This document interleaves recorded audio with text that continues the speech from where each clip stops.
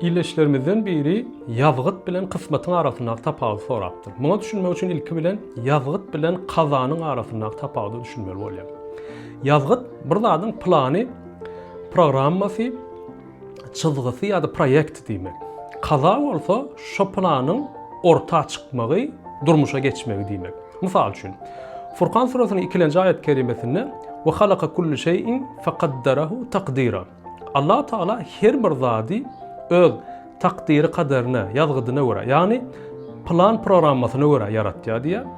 Bakara surasynyň 117-nji aýat kerimesinde bolsa "Ve iza qada emran fe innema yekulu lehu kun feyekun."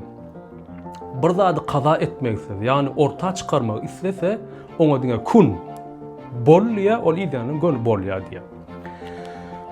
Akla ýakynlaşdyrmak üçin bir binany gözegimize getirsek, şo binanyň plany, çyzgysy onuň yazgydy bolýar.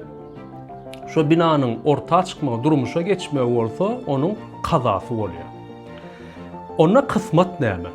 Kısmatyň sözlük manysy birine düşen pay ýa-da nesibe diýmek.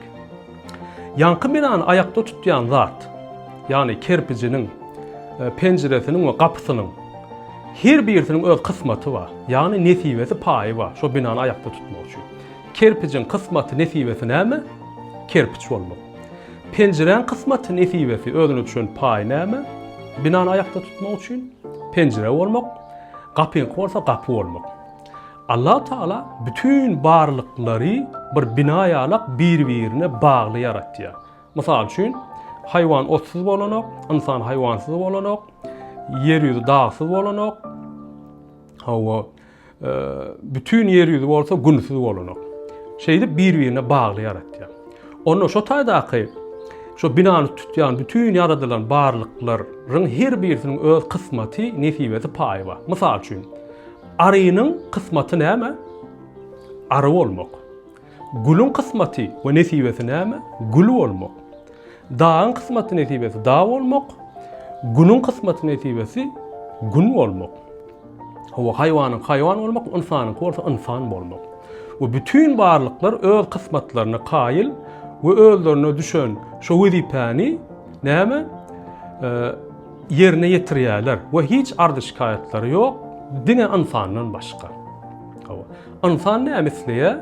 Insan gysga adam uzun bolmak isleýär, owadan bolmak isleýär, garyp, baý bolmak isleýär. O şeýdip öz kısmatyna qaýyl bolman bir ardy şikaýat tapýar. Şoň üçin matymly atamyz näme diýär? Bu dünýä mülkünde sultanlar şadyr, kısmatyna qaýyl bolsa adamlar.